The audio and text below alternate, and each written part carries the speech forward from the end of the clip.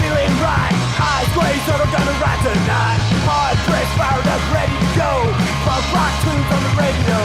You wanna find trouble? Look my way. Bad news, hard looking here to stay. You're looking for trouble? I'm your man. Never gonna change. Be who I am. Whoa. Welcome to Throttle Stop Moto Podcast, brought to you by Pandora's.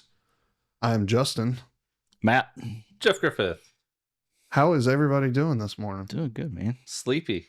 Now that you're getting caffeinated. This is awesome. By the end of the show, you'll be good to go. They have the best cafe here. It's our barista, Chris. Look at the cup. Barista. Nice. Is it a baristo if it's a guy? I have no idea. I don't either. I don't drink coffee, so I'm not sure.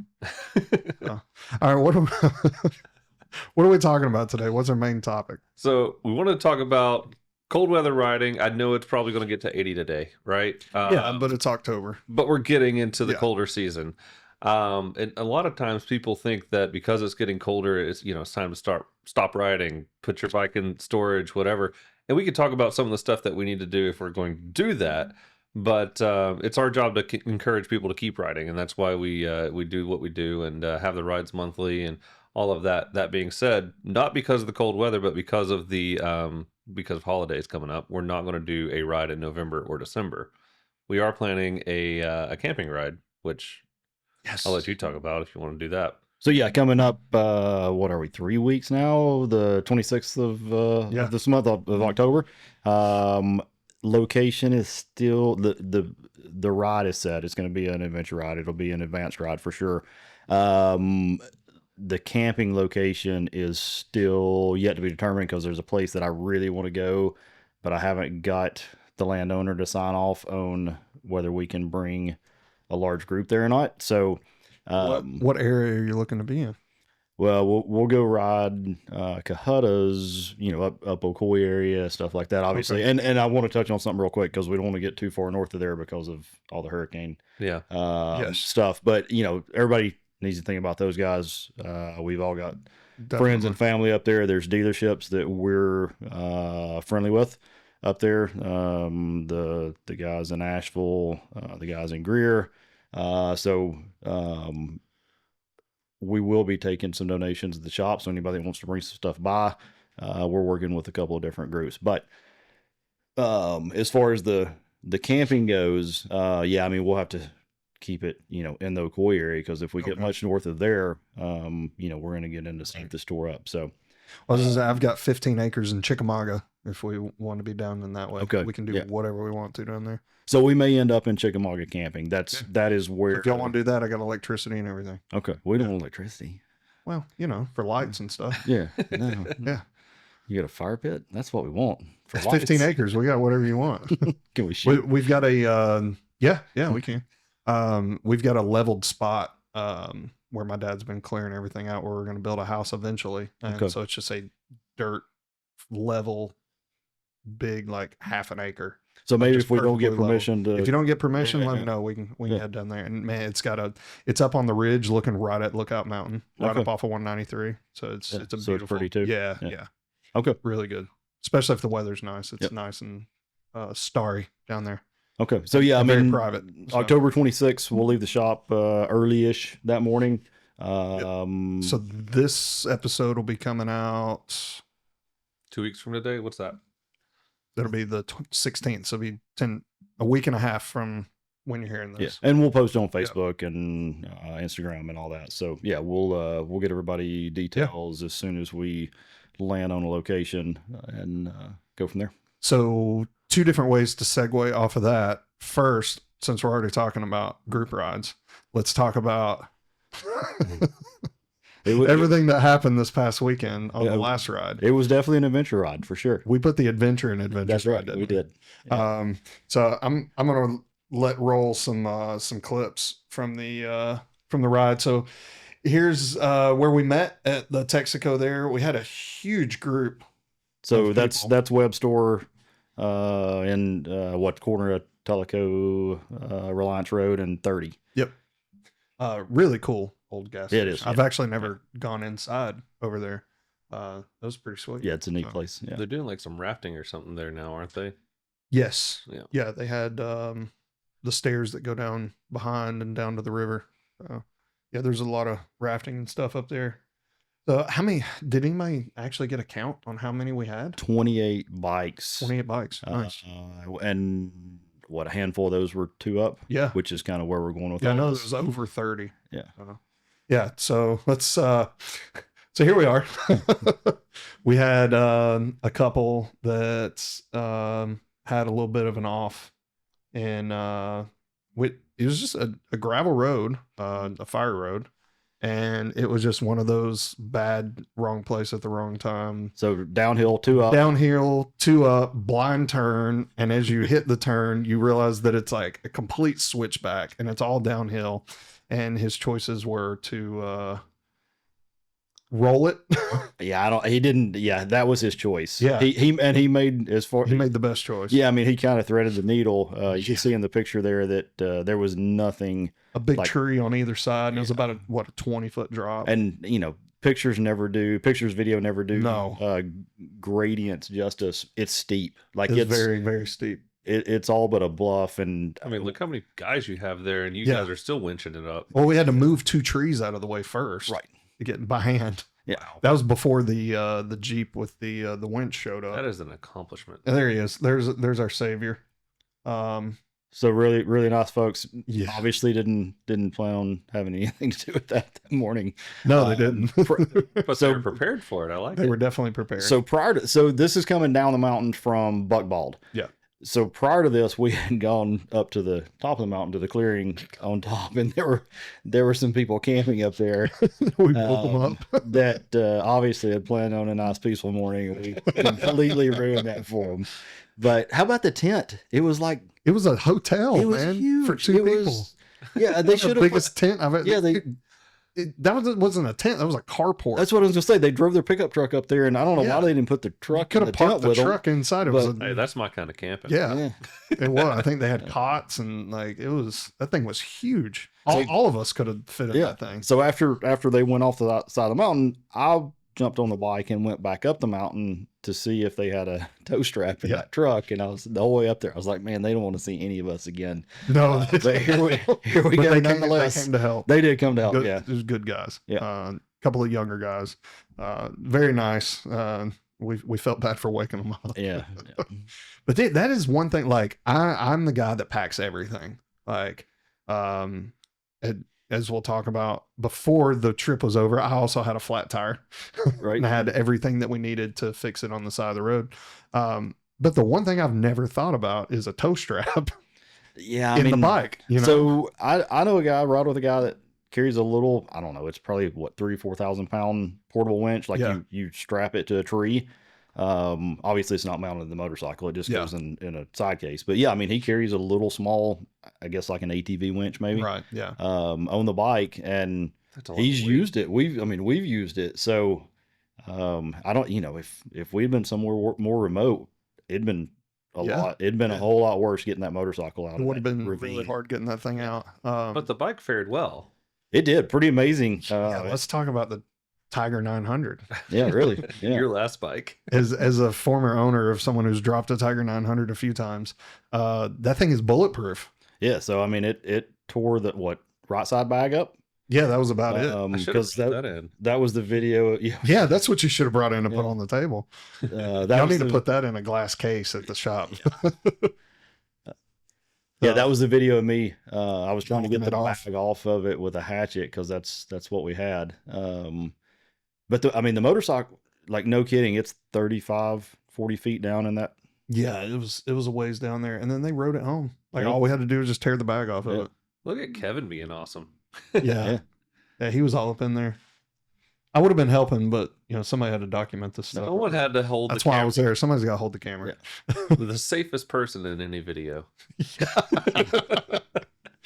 Hey, is that not the one complaint that you get on social media the most? Is like people complaining about the camera guy. Like when something crazy happens, they're like moving the camera. We wanted to see it. We wanted to see it. So I'm like, okay, this is my time, my opportunity. You busted out a tripod or something. Yeah, I had the over and I had the three come from. Is that so I had my GoPro on my helmet. So when Kevin and I were moving the trees down there, I have a point of view version of that. I haven't uploaded all these videos yet because I've had like 4 hours of footage from this trip.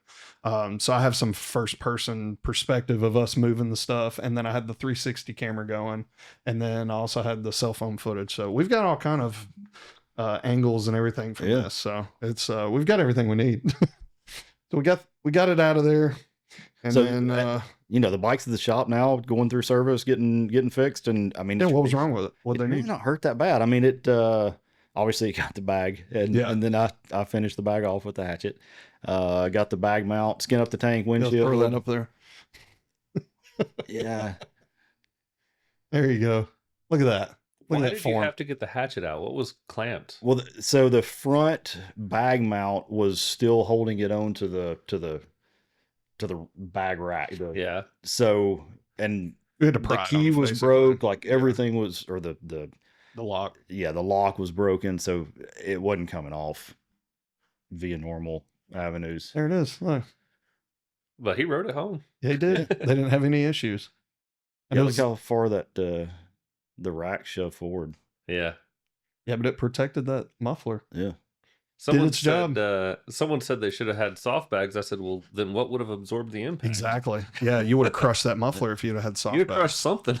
I guess it is important to say both riders had full gear on. Yes. Yeah. And everybody was fine. They were at the shop just I don't know, maybe Tuesday. And yeah, I mean, she had a bruise on her leg, and that was it. That was all. Yeah. Yeah. Yeah, we made sure that they were okay. Yeah. Obviously. Yeah. It was like you and I were at the back, and then we came on down. I'm like, what's going on? Somebody got a It was flat tire? obvious that something had happened. And We then didn't know everybody what. started pulling over. I'm like, oh no. Yeah. And I'm like, who wrecked? Well, and then I saw her coming up, and I was like, "Oh no!" Yeah. And we knew that they were two up, and Exactly. Yeah, so, Yeah. but he was down there, just And it's one of those situations where it's like you've got to tell yourself, like, "All right, calm down, slow down," because we're all on a gravel hill here. You don't want to like end up dropping your own bike trying to get to them. there's no need making things worse. Exactly. Yeah. Yeah. So it's like everybody calm down, everybody get parked, get settled, and then let's check everybody. Yeah, and at that point, I mean, me and you didn't know that they were okay. We didn't Yeah, know. I exactly. mean, she's walking up the hill, so we had Yeah. an So I idea that she was immediately went okay. But to her and Yeah. checked her helmet to make sure she didn't take an impact or something, and making sure she didn't have any broken bones. And that's my instinct after working at the motocross track. Yeah. That was always my thing is yeah, secure the people that are injured till the medics could get over there. People first. Exactly. So it's weird how that just kind of you just go back into Well, that while mode. they're sitting there rolling over, how's my bike? Yeah. Yeah, exactly. Yeah, that's usually me. She's like, oh, let me get this off. I'm fine. I'm like, oh, yeah, adrenaline. Yeah, And let's sit you down because you're Take- about to have an take adrenaline dump. inventory. Yeah. Yep. Have you seen the video of the guy that he ran into like a concrete median, and he's up on like an overpass, and he hits the median and almost goes over, and he's got his GoPro on, and he's like yelling and screaming. He has like this adrenaline thing, and he starts walking back towards his bike, and then just like collapses and falls out because his adrenaline. I haven't seen that, but Oh, yeah. it's a lot. It just started circulating a couple of weeks ago. Well, that's the way I was. So, I mean, I broke my collarbone Yeah. into 6 pieces. And whenever I got done with the crash, I was looking at the flagger that was there after my crash. And he said, do you want me to call the EMT? And I'm like, no, I'm good. And I got up to go get my bike. And as I got up, I took the weight off my shoulder here, and it started to drop. And I like kind of picked it back up. And I'm like, yeah, call the EMT. Something's wrong. Something's not right. But yeah, I planned on keeping on racing. I mean, that's the adrenaline, man. Like when I wrecked my CBR and I hit the concrete median coming around the ridge cut, and when it was all said and done, I was on my feet. Like I flipped like 3 times and then landed on my feet like running. And I was against the median. The bike was all the way on the entrance ramp, 3 lanes over. And so I run over there, I picked the bike up, put the kickstand down, and this lady that had been behind me pulled over and stopped. And she comes up and she's like, "Are you okay? Are you okay?" And I'm like, "Yeah, I'm fine." Yeah. I'm like, I'm completely fine. She was like, no, you're not. Like, you need, I'm like, I feel it, because you don't feel anything, Yeah. you know? And it's like, she's Were you like, injured? yes. Okay. I was like, I'm okay. Like, I'm just, let me make sure my bike's okay and I'll get out of here. Like, that was my mindset. And she was like, no, you're not okay. Look. And I was standing in a pool of blood. Oh. And there was just blood everywhere. There was Did you blood see all the over blood? bike. And you're like, and then I was like, oh, okay. Call my mom. I was 18. yeah. And so I didn't report it. You probably didn't have all of the right gear on, if I had to guess. I was on my way to pick it up because I bought the bike from your dad. Oh, wow. Yeah. And so when I bought the bike brand new, when they first moved down to, was it Workman? New location over there. So me and my dad went and bought it from your dad. And they didn't have any gear in my size. And so we had to order it. That's and I was unfortunate. on my way to pick it up. So it's like I wasn't going to wear my old gear on a sport No. bike to go pick up the new gear. That's That unfortunate. and yeah, if I would have had the gear, I wouldn't have got hurt at all. Just And because I took a shoulder impact to the Pandora for a median. brand new motorcycle. Oh yeah. Yeah. So, I've been very lucky. So far, I have not had a crash on the asphalt. Like I've on a street bike, I've had a couple close calls. I had a real close call at Barber where they tried to high side on me, but I wrestled that thing down once I remembered I had a deposit on the bike I was riding. It's weird that's what I'm thinking. that's your motivation, not breaking your neck. It's breaking the bank. Yeah, it was actually really funny because right after that, Scott Russell's going around the same corner faster than I was going, turned around backward, giving me a thumbs up, like good save, man. That's awesome. But it's weird the things you think about in that moment. no, I mean, it's ridiculous the things I think about. Like, Yeah. as I was breaking my collarbone, I remember looking down and looking and saying, "Man, this is gonna hurt." Yeah. Yeah, I remember looking in my rearview mirror and seeing lights, and I'm like, oh, this is how it ends. I run over. I'm like, I'm gonna get ran over. Like, there's nowhere for me to go. You Yeah. know? And luckily, I ended up just on that little shoulder right there, and the Good bike just night. went skidding across the highway. Yep. And somehow landed on my feet.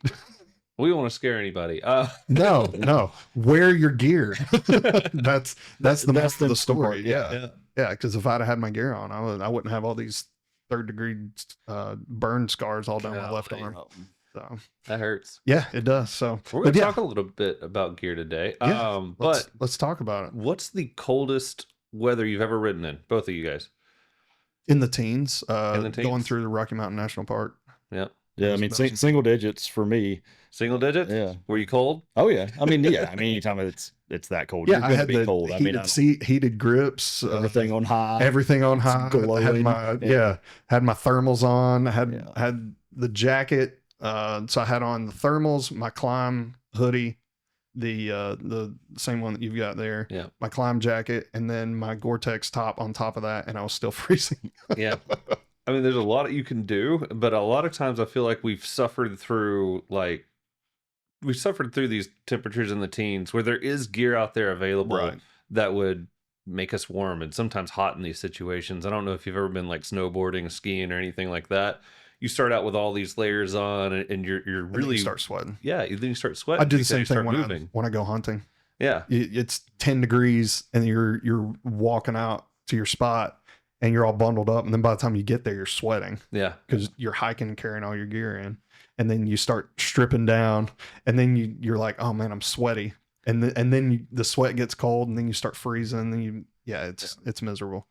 Yeah, that's why in the winter, especially pedaling, riding the bicycles or running, I'll make sure that I'm like cold when I start, Right. So that I don't end up in that situation. So on a motorcycle, it's a little bit different. It is, yeah. 'Cause you're a little more static. You're not, unless you're on dirt bikes. But if you're on, street bikes, it's a little more. Yeah. You're static. You're not working as hard. So it's important to have the right gear. Actually, thinking back, the coldest weather I've ever ridden in was when I was bringing the Gixxer to you guys when I wrecked coming out of the neighborhood, because it was like 14 degrees that morning when I left. That's probably the coldest I've ever been. I think for a lot of our customers, it's going to be our last beta demo day.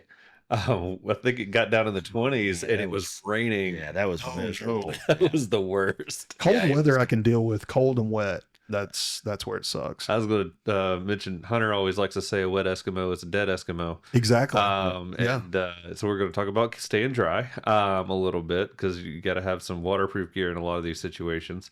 And gears come a long way. For sure. Yeah. Like when I first started riding and we were riding in the woods and stuff, like it was Carhartt. Yeah. Like that was what we had. Yeah. You know, like Gore-Tex wasn't a thing.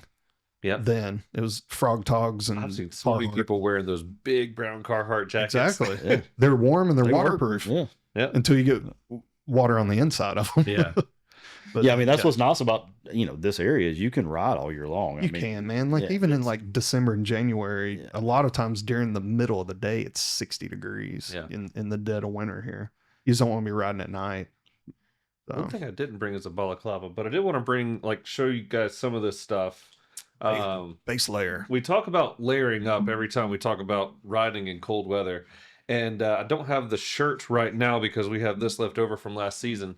But this is the base layer 1.0 that Klim has. And it is a moisture wicking layer. It just adds some insulation at the very bottom base layer of what you have. And so the moisture wicking aspect is going to bring that moisture out, so you don't have any one spot that gets damp here in your nether regions. Yes. And they also have a shirt. I haven't worn these yet. But you also have the shirt that goes with it, and keep it out of your armpits so that you don't have that sweat cooling you down while you're riding. And you want to keep that temperature up because we want to maintain a microclimate. I forget what the temperature is. Do you know that off the top of your head what they want to maintain? I want to say it's like 92 or something like that. I don't know. I've never heard an actual number. Yeah. There is a number for that. Okay. But anyway, so got that. Next, Justin, you were talking about you have this jacket. I have that jacket and I wear it like just out. Yeah. Like that's my favorite jacket. I get comments on it all the time. You want to find other adventure riders out in public, wear Klim gear. I'm covering your They camera. will come and talk to you. But this is the Klim Inferno. And matches what you're wearing today. I'm really upset because Klim had this whole thing as a dealer. You could do a bunch of their training and they'd give you a Klim Inferno jacket. That's what I really wanted. They did not have this color when I bought mine. They ran out of that jacket. This is my color. I Actually, need one of these. I stole your jacket when it showed up. Oh, okay. Yeah, that's actually what happened. They ran out of that jacket and I got a backpack instead, which is an excellent backpack. Love the backpack. I already had it. This one's my size. What about that? But so you have your base layer and then we have a mid layer here, and this Inferno jacket is awesome. It's and so warm. It looks good too. So if you wanted to wear it casually, it's an awesome jacket to wear. It literally is the most comfortable, like mid-layered pullover hoodie type whatever that I own. That's why I wear it all the time. Yeah. Like, it's and so not comfortable. Not just for riding motorcycles. I mean, obviously that's what I'm saying. That's what they designed it for, but it's great for anything. Right? Yeah, just throw it because it's not too thick. It's form fitting. It's comfortable. It stretches like crazy. Yep. And that's the point. Amazing. In not having something that's too thick, because if you got a base layer on and you've got a mid layer on, you still have to wear your protective jacket. Yep. So you have to leave room in there and not have it where you're just like, have you ever see like the Christmas Story where you have him all, he can't even move? Exactly. You don't want to be an Eskimo like that. We've all been there when we were broke and trying to stay warm on a motorcycle. In the Carhartt. Yeah, in the car. And that's what it was, 100%. You're wearing Carhartt and snow gloves and trying to ride a dirt bike. Yeah, you can't feel the clutch, can't feel the brake, dude. Nothing at all. Yeah. So. If you come to the shop anytime when it's cold, you're going to see probably half of the staff wearing an Inferno jacket. And we're picking on Klim because this is probably, Klim's probably one of our best sellers in the shop right now. BMW also has some good gear. So far, we haven't gotten to what they carry. They have really good boots. They have really good jackets, but you still need to have a base layer and you still need to have a mid layer. And you could go to like a North Shore or something like that with this stuff, but why not have the Klim? It's beautiful. Yeah, it is. And I'm really digging this red. And as far as pricing, like you think an extra $100 here, that's a $100 jacket and you're getting a lot of value for it. You're gonna pay $100 north of $100 for like an Under Armour hoodie, or like you said, like a North Face or something like that. And it's like, I'd much rather have this. If that said North Face on it, you'd be paying too. Easily. Yeah. I wouldn't. No, I'm not doing that. I'm not. I'm cheap and I have access to this stuff, so Yeah. I'm not doing that. Yeah, if they're on sale, maybe. But And one thing about Klim, you'll always notice that they have, like, you're looking at it right now, the Scotch-Lite material, the reflective material. When they're using a zipper, it's normally a YKK zipper. They actually have, like, the brand name stuff. You're never getting some cheap knockout. You're getting Velcro, not hook and loop. yeah, Yeah, I get comments on the reflective parts on this all the time when I'm just wearing it out normal, especially if we're out like at night. Yeah, If the you're light will like, catch "Whoa." it just right. Yeah. It like kind of catches people off guard. But- Yep. So, unless anybody's got anything else to say about this. I can talk about that jacket all day. I broke the hanger on this one. This. Oh, Good Lord. can you see it? Oh. Yeah, we could probably just. Yeah, there you go. That works. That is a Badlands jacket. And lots of pockets, lots of zippers, lots of got your little spec little thing there for your spec card so people know who you are. So 4-season jacket. Yeah, this is as good as it magnetic. gets. It's super premium. The price tag follows that, right? Yes, it does. Yeah. What I mean, they're I've paid less than that $100. for a dirt bike before. Right. So How many layers is in it? 3? Oh, I don't know. I think there's 3. I think there's 3 layers to that jacket. So you're not just buying an outer, you're buying, a whole system. yeah. So, and you've got D3O armor in the back of it. That's going to be excellent impact protection. Again, you got the Scotch-Lite, the reflective material in there, YKK zippers. And then you've got, they've done really something interesting here with these slide panels. I forget what they call that. But they have like a name for this slide panel here. And if you feel it, you can really tell it's going to slide up against asphalt and not really cause any heat. Yep. And that's the biggest thing you're fighting a lot of times is heat. People don't realize after you've been sliding for 50 yards, there's a lot of heat that builds up. So they do everything they can to minimize that in the event of a crash. Of course, you got also the impact protection I've already mentioned with the D3O armor inside of that. And if you see, have we talked about D3O armor in here at all before? Not yet. So let me see if I can pull We're this about up. to, aren't we? We are about to. You got a hammer? Yes, I actually do. Not in here. I've got one right out there. But I say that half jokingly. But I'm gonna. I'll throw give us put a that hammer back if you in. need a hammer. I got a pair of pliers right here. My point in asking about the hammer is that this D3O armor is it's a kinetic material that will stiffen on impact. Yes. And they bring a demonstration in at the dealerships whenever we were first learning about this stuff, where they had it in a more liquid form, and you'd lay it across your hand, and they literally gave you a hammer and just let you go to town with it, and you barely felt Yep. anything. Yeah, I've replaced the back pad in every one of my jackets with this exact back pad, Yeah. and they're more lightweight. You can just feel the difference because a lot of like your entry level stuff, you're just going to get a foam pad, Mm-hmm. and it's I don't know what's below this. Well, no, D3O is the brand, and D3O Okay, yeah. has different thicknesses for it. So I'd have to look it up. I think this is probably a CE level 2 pad. Okay, the CE. So, That's what I was thinking. so CE is the European standard, and in Europe they have socialized medicine, and part of that is that you have, like, if you're riding a motorcycle and you're wearing a glove that's not CE rated, they are not covering your hand. Yeah. In the event of a crash. So they have armor ratings that are tested by the government to make sure that you're meeting their standard. So this is going to be a CE level 2, and they have different thicknesses depending on how much protection you need. And you can add to that by having different things in the jacket, whatever. There's little things like on a glove, it has to be double stitched, so that it's not just falling apart in a crash. But anyway, I say all that to say we do kind of gather something from it where you can look at a jacket, see if it's a CE level 1, 2, or 3. 3 is probably going to be a little too much for most people as far as just you're going to be stiff at that point. Yeah. But if you've got CE level 1 and 2, you at least have a minimal level of protection. And this is the CE2. This is a CE2. Yeah. Fact check me on that. 'cause I think that is C. I think it is Yeah. because this is the one. Like, so I've bought 3 of these. So I think replaced all to get mine. 3, like you said, you've got the stiff. It's the blue one. It's not flexible, or it's a lot less Yeah. flexible. I think that's what that number 2 right here means. Yeah. It's actually got Yep. the rating on there. Yeah. Yeah. I've got one of these. So I've got an Icon backpack.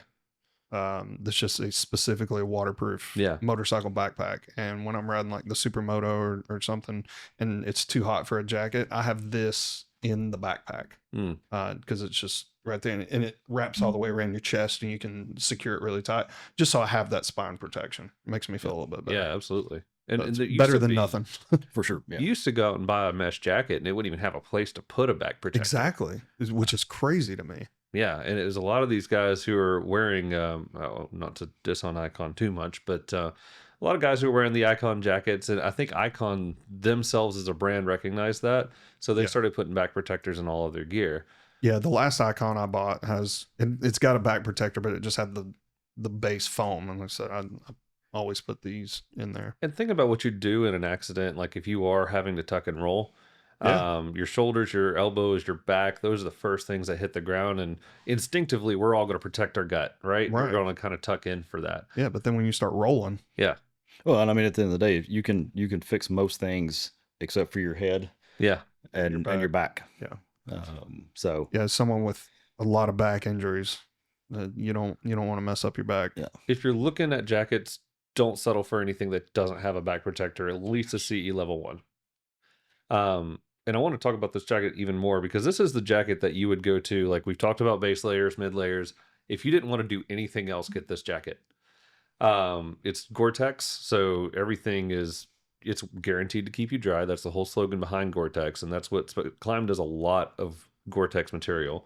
And part of the Gore-Tex stuff is making sure that you have the overlap, making sure that whenever they're sewing in the zippers, you can kind of see it on the front here. I don't know if you can see it in the camera. On the zipper, you see it's kind of reflective. So those stitches that are into that zipper are actually covered by a waterproof membrane. So you're able to, they go through a really strenuous process to make sure that it is going to keep you dry. And Gore-Tex is known for giving you waterproofing, but also giving you ventilation at the same time. And, it's a certain level of ventilation. We were talking about that before we started rolling, that Gore-Tex does keep you dry, and it does keep you a little bit ventilated. It's still going to be hot for a summer jacket. For the summer, we have the, was it the Inferno? Not the Inferno. That's the Inferno. We just took that. What was it called? Well, I mean, you've got a lot of Klim makes a lot of vented jackets for summer. The Inferno is one. It's vented, right? Sorry, I thought that's the Inferno. Sorry. Sorry. Yeah. Induction. Induction. That's what we're Thank trying. you. Yeah. Sorry. Which is the one that I've got. I've got an induction jacket as well, and it is a CE level 1 back protector, so I've got a little less protection, but I'm very well ventilated. No, then that's not the one that I've got. What's the one right up from that? Baja S4. That's the one I've got. And I think we've got a Baja over there that we're going to look at in a minute. Yeah. Kind of getting ahead of all that. I'm of the opinion this jacket's hot in the summer. Like it's a lot of jacket in the summer. You can buy that jacket and wear it year round, right? It's a 4-season jacket. It's good for the winter. It's good for. Isn't this what Hunter uses? He does have He one. has one, yeah, and that's kind of where I'm going with this. Is we're obviously as employees we get help on this, but Right. So I try to keep that in mind. But if you're able to buy more than one jacket, I think this is one to have for a fall, winter, spring. Yeah. And then what we're going to talk about in a minute is the Baja, which is vented, or the induction, that kind of stuff. You can also, if you just want to buy a Baja, because we talked about this just today. This is what I do. Is you put all these base layers that we're talking about, the 1.0, the Inferno, and then an outer, which makes it windproof and waterproof. That's exactly what I do. I bought the Klim waterproof cover, and even if it's just cold, I throw that on top of the vented gear, and it stops the wind and keeps you nice and toasty. Right. And it's a much cheaper option. Not much cheaper, but it is a more of a. It's option. It's That's much cheaper than having 2 jackets. Yeah, for sure. And yeah, I mean, options are good, right? So you can go about it a few different ways. You can buy this and wear it all year, and you're going to suffer. You're going to be hot in the summer. Yeah. No way around it. I mean, a 90-degree day, I don't care. I'm what hot kind enough of in the jacket Baja. you've got. Yeah. I don't care how well it's vented, you're going to be hot. Now, if you live like Midwest area or somewhere a little further north, this is a 4-season jacket. Yeah. And I think that where are they? They're in Utah, right? Yeah, I think they're based out of Utah. Yeah, so I think that's right. like where they are, they can reasonably think of it as a 4-season jacket. And it's got decent ventilation. It does have some zippers here that will open up and give you a little bit of vent through. But that, and as long as you're moving, that's Right. okay. The issue is when you're in stop and go traffic. and I think a lot of times people that are saying this is a 4-season jacket just don't realize how hot and humid it gets down here in the South.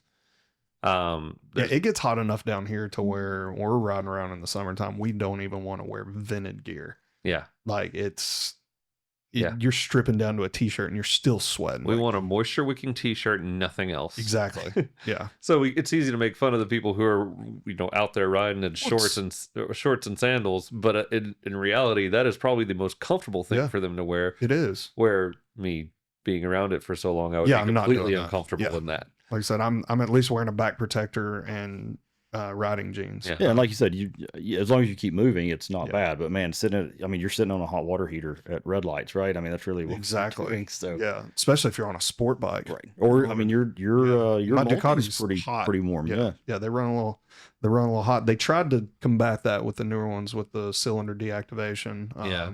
Which helps. Right, it a does, little yeah. bit. It helps a lot. It's definitely cooler than my Harley. There's that.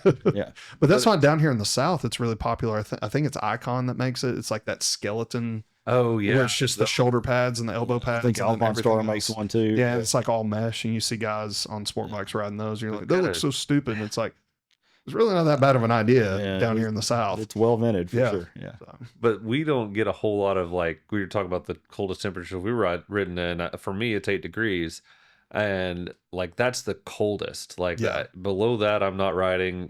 It's probably snow on the ground, ice everywhere. But we don't generally get like 10 days in a row of that. No. we'll get 2 or 3 days of that, and then it's right back in the 40s. yeah. So for us, this is probably a little much for most people. We don't really get to all these layers, but it's something that is out there as an option if you just wanted to buy one jacket, Yeah. and it would cover you for most of the seasons. I mean, this is made for really somebody that's going to be traveling Yeah. a lot and spending multiple days on the bike in different climates. I mean, And that's what Hunter was talking about last time. It's nice if he's going out and traveling with this and the rain pops up. Yep. Don't just even have to zip it up. stop. Yeah. He doesn't have to change anything in this.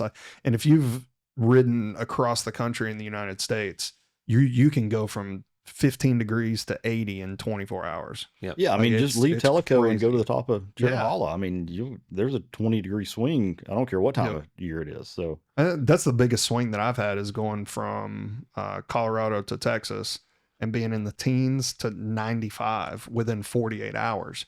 And you're like, geez.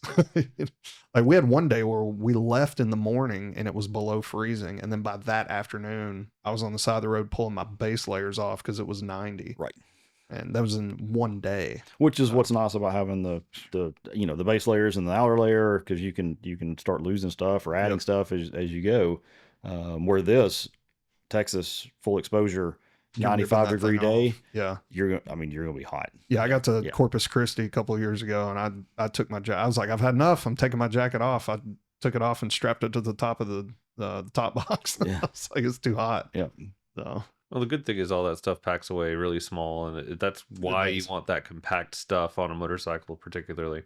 If you want to take that from me, Does Klim still make the rain gear that rolls up into itself? yes, that's what I've got. Okay, Yep. yeah, Yeah, I bought that yeah, last year. that's pretty cool. I can't remember what it's called, but Yeah, broke it. yeah, it rolls up into its own pocket. This is the Baja S4 jacket Yes, that we were this is the talking one that about. I've got. It is a little more ventilated. They have the induction that's more ventilated than this if you wanted to do that, but it all depends on your riding style. And we talked about the Badlands jacket there. I don't know if we even said Badlands. That was the Badlands jacket. They also have the Latitude and the Carlsbad that give you a waterproof option, but it's important to have a waterproof option. This is not that. So this is a non-waterproof option. If you're guaranteed it's going to be dry, I still wouldn't rely on this alone. And we'll talk about what we're going to add to that. I guess I'll go ahead and mention it. We have a waterproof layer that's also going to be wind resistant here. Yep. So you're protecting against the temperature alone, plus wind chill, and plus water. Then those are the three things that are going to make you cold on a motorcycle. So this is the Baja S4. You have the slide material I was talking about on the shoulder. You have the B30 armor on the back and the shoulders and the elbow. So it's a little bit more protection than what you get out of the induction jacket. But it's a favorite of Matt's. And yeah, it's my favorite jacket. I think mine too. Yours too. Kimber and I both have a matching set, and she loves it as well. It's you know how hard it is to get motorcycle gear that a woman is comfortable in, right, that they actually like wearing. She loves wearing it. So. And that's one thing that Klim does really well. For every male jacket they have, well, I shouldn't say everyone, most jacket they have female fitment for it. Yeah. And that's, really good of them to do, because I know it's a small market for women. If you look at if you look at just our podcast numbers, the people who are watching it, you're talking about over 90% are men. And whenever you're marketing to that extra little 5%, that really takes some effort. So I know the women appreciate that from Klim. They do. That's one of the reasons that we went with the Klim gear, was because we were able to get stuff for her. And it's like boots, adventure boots. Like, there's like 2 options out there. Like literally, that's it for women. Yeah. So she went with the Forma Adventure because they have the women's version, and they fit a lot better. And she loves those boots. And so those with this full set, great. And the options, like you said, we were able to order the short pants, because she's 5'0". She's exactly 5 foot tall. So we had to get short pants, and it was hard to find we had to order them, but literally nobody else made a pair of pants that would fit her. Yeah. And you don't want to buy Klim gear and then have to take it to a seamstress and let them hem it up, because you're paying for the stitching. Exactly. You don't want to compromise that. Yeah. Touching on that, they make short, regular, and long. Yeah. So yeah, and it's important to sit on the bike, right? When you're at the store trying it on. Yep. Put it on, go sit on the motorcycle, because the leg lengths, effectively get shorter as soon as you get on the motorcycle. Leg lengths, arm lengths. I always talk about it whenever you're standing up in a lot of these jackets, especially more of the sport oriented jackets. It's really tight along the front, but when you get on the bike and you're a little more lean forward and you push your arm forward to reach the handlebars, it fits differently. Yeah. That's the position you're going to be in most of the ride. So it's important to sit on the bike in a similar bike to what you're going to be riding. Yeah, because they're not made to be comfortable while you're just walking around. No. You're standing up straight. One of my favorite things about this jacket, and I'm not sure if all the other ones do, is this little loop. That lets you get the collar out. Let you get the collar out of the way. A little bit. For a guy with a beard, that's amazing. Got to show off the beard. With this jacket, I've never once gotten my beard caught up in the zipper. That's awesome. So, but yeah, this is a good jacket. So, what else can we say about this thing? Well, I mean, I think for me, the reason I like it so well is we've been talking about it. You can layer, right? You put the 1.0 on, and then maybe a t-shirt. Yep. And then the Inferno, and the base layer that you'll show us in just a second, or the outer layer that you're going to show us in just a second. And I feel like you can ride all year long that way. Yeah. Down to the teen single digits. Yeah, I've had mine for almost 3 years now, and it's pretty much the only jacket I wear now. Right. And just because it's so versatile, I even wear it on the Harley. They're so comfortable, and it fit, and it, like, once you get it broken in, like, it stretches, and like it's and they've held up so well. So. And that Badlands jacket is $1,000 jacket. This cuts that in half. This is half of that price. So you look at $549 right there on the price tag, and that gives you room for, you really get 2 jackets when you do it this way. You're also actually buying 2 jackets. You've got an outer layer you could put on the outside of that, and that is their waterproof layer. And you're talking about rolling up. Let's see. I actually think I saw you have a zipper back here. So I think that's what that's for. And it's a rear pocket. I don't think it's a pocket on this one. I think it lets you get to the rear pocket on the jacket that's underneath. I think that's just it's a pass through to get to the pocket on that one. That's her storage cubby. When she's riding on the back, and she puts all of her stuff, like any paperwork or tickets or anything that we have to print off or whatever, she slides right there. And then if we're going through the national parks and stuff, our park pass, she'll keep that in the so I'm not having to, so I can keep my hands on the handlebars when we pull up, not having to be going through the tank bag. She can just pull it out and hand it to them and stuff. So but this outer layer is made to go with the jacket. So with the Baja S4 jacket, this is called the Enduro S4 jacket. So it is a waterproof layer. It has all the reflective material that you'd want. It's all waterproof around the neck and everything. And I see, it's got a hood. It's got a hood in here that rolls into the collar. That goes up on, you put that on before you put the helmet on, and now it keeps water from running down your back. Yep. Which is a big problem. Just because you have rain gear on doesn't mean that you're not going to have water going up in your sleeves and down your back, which is the worst. It is when it's cold, because it feels like you feel that water. Yes, it like builds up. It builds up and it just pours out and it goes right down your butt crack. Yeah. Every time. It's got a really long tail, by the way. Yeah. Got pit vents, so you can, if you got a vented jacket underneath and you get hot, you can open those up. That actually also works as a vent, and I think it's got a vent on top of the back too, Jeff, doesn't it? Nope. No. Okay. So that is the vent for the back. Yep. So yeah, I don't know if I showed that well enough. You got the hood up here. That's kind of nice. Which the alternative then would be like a balaclava. We've got those in the BMW brand.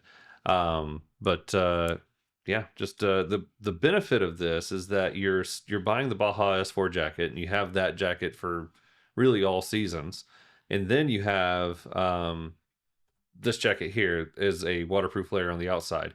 You don't get the benefit of not having to stop, right? You still have to stop and put on your gear, but you do have the benefit of having a really versatile setup. But you've got the benefit of being able to stop once it's noon this time of year, right? You leave the house at 6 o'clock in the morning, and we're getting to the time of year here where it's pretty chilly. Yeah. But then it may be 80 degrees that afternoon. So you leave the house with this on. It blocks the wind, even if it's not raining, right? It blocks the wind. You're plenty comfortable. Now it's noon. It's hot. Yep. You take this off. Take it off, and it rolls up and packs up in the bag. And you've got a vented jacket. Yeah. Exactly. Yeah, so you've got more extreme on both ends, where you can go be more comfortable in hotter weather and then be completely waterproof when it's wet, and anything in between. And then you're not having to carry two big padded jackets with you if you're traveling. Yeah, this will fold up. So this folds up really in a small. side case, a whole lot better than that Baja will. Yes. You've also got a really nice everyday rain jacket. Yeah, and it's pretty. It does look good. Yeah, it looks really. All their stuff. All their stuff looks so good. I mean, it's expensive stuff, but man, it's worth it, and it holds up. Like, we talk about other brands, and it's just like some of these, Icon. I don't mean to beat up on them and stuff, but like one season of riding a lot, those they're done. Yeah, like they're not going to hold up that well. Right. Well, we talk about how expensive this stuff is, but I mean, we're spending $20,000. On motorcycles. On a motorcycle, yeah.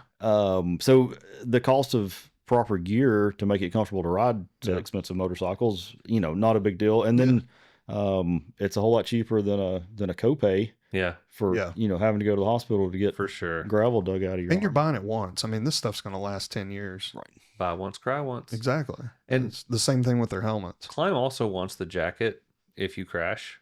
Yes. Not this jacket necessarily, but if you got one of the protective jackets, they want the jacket if you crash, so they will replace it. So if you've had a crash in the first 5 years of owning the jacket, let us know. We'll get it replaced. Yeah, and I mean we can help facilitate all that. The couple that crashed the Tiger that we talked about earlier, one of the helmets, and I don't know if it was hers or his. You may know because you looked at hers helmet. Had nothing on it. Okay, so maybe it was his. Had a nick on it, and the insurance company's replacing it. So I mean, we can help with all that, right? I don't even know what kind of helmet it is, but the insurance company doesn't want the liability, down the road of a compromised helmet taking a second impact. Yeah, so she contacted me after that, and I sent her all the videos and everything for the insurance company for the claim on the bike. So, yeah, I don't know what insurance they have, but they're doing their due diligence. Yeah, for sure. Yeah, I mean, the insurance companies that we work with have always been great, and they want to take care of people. So it's good to have a dealer, whether it's us or anybody else, to help facilitate that for you. Exactly. Do we have any more? You got some gloves over there, don't you? Last thing, and this is just an example. This is a touring glove, and it is the Vanguard. So it's a Gore-Tex glove. It's got it's waterproof. It's Gore-Tex, so yeah, it's waterproof. A little bit breathable, but not too much. If you're riding in cold weather, you the first thing that gets cold is your hands, right? Like, that's what I struggle with the most. Yeah, I think that's what most of us struggle with. And if you're on like a GS or a Multistrada or anything that has hand guards up there, it helps a little bit. For cold weather, it helps. Yeah, it's definitely better than riding a sport bike. And then you got bikes with heated grips, and heated grips are very nice. They help a lot. But the only problem is the inside of your hand gets warm, and there's nothing to keep the top of your hand warm. To me, it makes the top of my hand seem even colder. Exactly. That's kind of where I'm getting at. It's like the palm of your hand, you feel like you're cooking it. Yeah. And then the top is cold, and you're just like, this feels really weird. Right. Again, this is something in the summer. I don't mind having a little bit of hot hand. So if you wanted to wear these year round, you could get away with it. So it's going to be a versatile glove. And with most Klim gloves, you're going to have the touch points, so you can actually use your cell phone while riding or whatever. You don't want to use it while riding. Why would I say that? When you pull up to the stop sign, when you stop at the stop sign, check your GPS. Anyway, just my point is something that is somewhat insulated, somewhat waterproof, or this one's fully waterproof, and good at stopping wind is going to help keep your fingers a little bit warm, especially if you have the heated grips. It's the top of your hands that are getting cold. So if you have those a little more protected, hopefully that heat radiates out. Silk liners. So they're super thin. They help me a lot in the winter. Yeah. As we kind of talked about the base layer on the jacket. Yeah. It's like it's a base layer for your hand, and it'll still go under gloves, and you still got good feel on clutch and brake and stuff. And if you need to protect yourself. And that's the thing, like wearing a normal winter glove or something you'd Thanos can knuckle up, right? Yeah. But wearing something like that, you get to a point where you do lose feel of your grips, you lose feel of the hand, the levers and everything. So I always encourage people not to go too thick. And you can, if you're riding in 30-degree weather or below, the tops of your hands are going to get cold unless you wear something that's going to be too thick to hold to feel the levers and things like that. So you have to compromise at some point. That's what I always struggle with is my hands go numb really easy. I have bad circulation, especially on my right arm, where I tore my bicep. I had surgery here. So I don't have a lot of blood flow to my right hand, so it goes numb really easy. That's why having a bike with cruise control is like a must for me. That's riding a sport bike's really hard. And so with that being said, I go for the thinnest glove possible so I can still feel. Yeah. And so I end up like I got the Baja Klim. They're just like off-road gloves, and I know they're not going to protect me at all if I go down on the pavement. But they're more comfortable. It's more like a motocross glove, which is what I'm used to, and I can feel everything. Yeah. So when I go with a glove like this, I can't feel anything at all. Like, I rode forever in motocross gloves. Yeah, it's terrible of me, but I did it. I used to wear mechanics gloves. The $25 mechanics gloves that you could get at AutoZone because they have protection on them and the rubber on top and stuff, because I could still feel everything.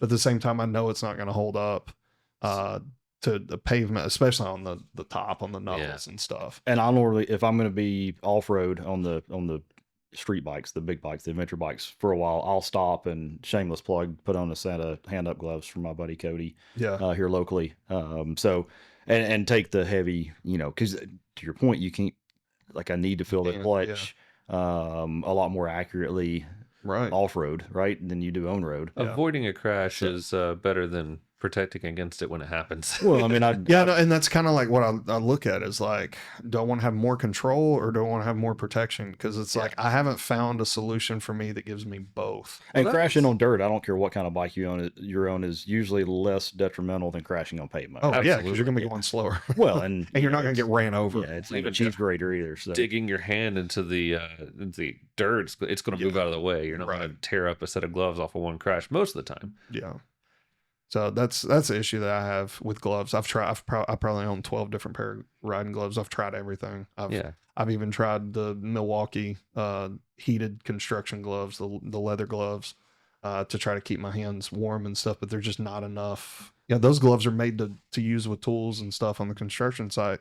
And my dad got me a set for Christmas one year, and I was like, well, these will be good. And it's still just like, I can't remember the brand. I've got a pair and I love them. It's got a battery pack in the glove, like you're talking about. Yeah. The glove's really thin, but they work really well, and they're good. I don't know, a couple hours on high. Yeah. I was going to bring up heated gear as an option too. Heated gear is amazing. I was talking to Terry earlier. Gerbing has been picked up by Parts Unlimited, so we're going to have access to all of that stuff now, and we're going to have some heated gloves and heated gear. Last thing on this glove, I wanted to point out that the first function of the jackets that we've shown in this glove is protection. And so you've got a nice pad right here in case you're landing pretty hard on asphalt, and you got leather on the palm that's going to help protect against the slide. But secondarily, we're talking about staying warm in the winter, and that's hard to do. And we've looked at all the different kind of gears that could get fairly expensive to do. Ultimately, if you get to a point where you can't enjoy that, at some point, come talk to us. We can talk about winterizing the bike and making sure that whenever you go to start it in the spring, it's not, dead battery, gas is all corroded, varnished, all that stuff that goes down. So yeah, I mean, stable in the fuel tank, the marine grade stable, because it's the old red bottle of stable that we used to get at Days Hardware for lawnmowers, right? It doesn't evidently have any effect on ethanol gas. So the blue bottle marine stable evidently works a lot better. So that in the fuel tank, if you can get the bike on a stand where the tires are off the ground, so they're not flat spotted, sitting there in one spot all winter, getting the battery on a trickle charger, or just take the battery out of the bike completely. Yeah. Every bike went that through we all have. that. Do you start every season buying a new battery? Yeah, I just came up and bought a battery a couple of weeks ago. Remember, for the CBR? Yeah, because I had recently moved around over the last year and a half and didn't have a garage to put all my bikes in one place, and so the CBR was at my grandmother's house, and I didn't ride it for like a year and a half just because it was so inconvenient to go get it. And so the tires were flat, the oil needed to be changed, the battery was completely dead. Like, we couldn't even jump it off. The battery was so dead. Yeah. So no matter if you're going to be riding this winter or you're going to be letting it sit all winter, check your tire pressure. Yes. You're talking about getting flat spots if you're not riding, but even if you are riding, remember that in cold weather, the pressure drops. They're going to change. So if you go out there with too low of pressure, what's eventually going to happen is, because of the friction and the heat buildup of that, if the cold temperature is not enough to counteract that, you're going to wear out a tire fairly quickly. And how many times do we have people coming in, especially on heavier bikes, that tires are all cupped up because no one checked tire pressure? Right. Yeah. So, and it's getting, just like our cars, tire pressure monitors are getting more and more available on the bikes. But don't get me started. Yeah. Went from a Triumph 900 that had tire pressure monitors to a Multistrada that cost almost twice as much with no tire pressure. Yeah. Does it not have them? There's no tire pressure monitors on the Rally. Was that because of COVID? And I don't remember. I can't remember. I wonder if a new Rally has tire pressure monitors, because we got some BMWs with. I think the 2025 does. Right. The 24 did not. So I bought an aftermarket one that I haven't put on yet. It's just battery powered, goes on the valve stem, and then you have a little monitor that mounts to your Make sure it's not so heavy that it rips the valve stems out of it. Yeah. I don't know. That bike's got metal valve stems in it, doesn't it? Yeah. So you'll be fine. That is a legitimate concern. It is. Yeah. So we're getting short on time. Probably the one thing that we didn't touch on is gear fitting, right? And I was sitting here looking at the gloves. Yeah. And they've got, I don't know if we can see this, but and this is a really short gauntlet, right? Yeah. But the last thing you want is these things, or the jacket sleeve or anything, peeling off of you if you go down. Yeah. So come see us. Let us get you fitted right. If you can have the best gear in the world on, everybody wants to buy a helmet that's too big. Everybody, if the jacket's too short or the pants are too short, like we touched on earlier, and you go down and it starts peeling everything up, what good is it, right? Yep. So it's important to have things like that on the gloves that keep them on your hands, because if it peels it off your hands, you might as well not have. You should have been just comfortable and not wearing gloves to start with, right? And you're paying good money for this stuff. We talked about all this climb gear, and climb is expensive. We know that. And you're paying for the stitching, you're paying for the materials that they use, all the name brands that they use for every aspect of it. And a lot of times people say you can buy a cheaper jacket and get the same kind of benefits. And I would say most of the time that's not true. And you're going to get something that may have the same benefit once. Yeah. But we like to say, buy once, cry once, and you're not going to be buying another jacket here in a year. You want to have if you're going to spend this kind of money on stuff, you want to make sure it fits right. Right. You want to make sure that it's something that is going to withstand be durable through whatever you're going to throw it through. And obviously, if you don't have anything, buy what you can afford. Right. First, cheaper gear is better than no gear for sure at all. Yep. So don't think just because you can't afford the top of the top that you shouldn't buy anything, or wait till you can afford that. Like, buy something. Yeah. Even if it's used, like get some. If you're a new riders who we're talking to really here, I should say wear your less gear. Expensive options. Less expensive. More entry level stuff. And we have stuff like we have a lot of jackets that are Triumph branded. We have a lot of jackets that are BMW branded. And let me tell you, the BMW stuff, a lot of it is competitive with the climb stuff. And we can kind of talk to the customer individually. If they're riding a BMW, obviously that's a good place to start. But even with customers who aren't riding a BMW does have a lot of really good gear, and the branding on it is very minimal. So it's not something where you have to ride a BMW to wear a BMW boot. I say boots because that's one of the things that BMW does very well. That boot. And we didn't talk about it today. We didn't bring it in here, but they have a really good waterproof adventure boot. Yeah. It's a great boot. Does Klim do boots? I've never seen it. We have some. Yeah, I think we've just started carrying the boots recently, but they do. But that BMW boot's really good, and we talked about women's fit. Yeah, they do. They have a women's boot. Nice. In it too. Yeah. Klim also has some really good CE level but casual looking shoes, and that use like the BOA, the BOA laces, whatever you call them, the fit system. Yeah. I really like that. That's just kind of cool. But and then so there's options with Klim, there's options with KTM, there's options with Triumph and Ducati. We can get you in something branded, or you can get something that's more neutral at Klim. And we keep the Klim. We need to have a neutral option in the showroom, because I feel like a lot of times people won't buy a BMW or a KTM branded jacket because they may not be riding a BMW and KTM bike all the time.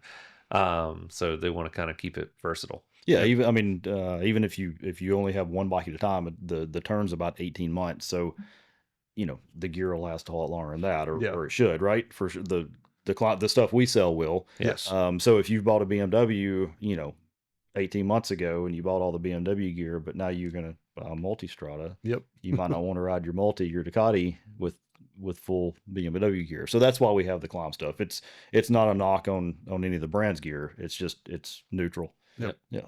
So, all right. Well, that was a lot of information, a lot of good information. So thank you for bringing that stuff in. And any upcoming, so we've got the camping trip coming up, which will be a week and a half after this show comes out on the 26th. Any other events that we need to let people know about? Barber Vintage Festival. If you've never been to it, it's unbelievable. It might have happened by the time this posts, though. Yeah, what's the date on that? It may actually have happened. It's the weekend before the camping trip, so it'll be it's 2 days after this comes out. Okay, yeah. We're still there. Okay, yeah, great. So in 2 days, go. So when y'all see this, so I guess that's everything coming up right now. I think so. Yeah. All right, cool. Probably won't have a whole lot of events going into November, December. We want to leave some room for the holidays. Keep an eye on our Facebook and Instagram, though. We normally advertise that stuff on there. And if you haven't already subscribed, you could go on to our website and subscribe to our newsletter. Yes, we send that out every Wednesday. And please subscribe to the channel here, YouTube or Spotify, Apple, wherever you're listening or watching. Comment comment below. I mean, we want that engagement. We want that to kind of help us drive this channel, and that's kind of what makes these things grow. Yeah, and so we've got more podcast downloads on the audio only from the analytics than we do on Facebook or YouTube already. And we know that there's nowhere to leave comments when you're just downloading the audio podcast. So if you have some feedback, either go to the YouTube channel or look us up on Facebook or send one of us a message. Let us know any comments you have or feedback or anything like that. We would love to hear from you. So, all right. So for Throttle Stop Moto Podcast brought to you by Pandora's, I'm Justin. Matt. Jeff. Y'all have a good one. Thanks. Thank y'all.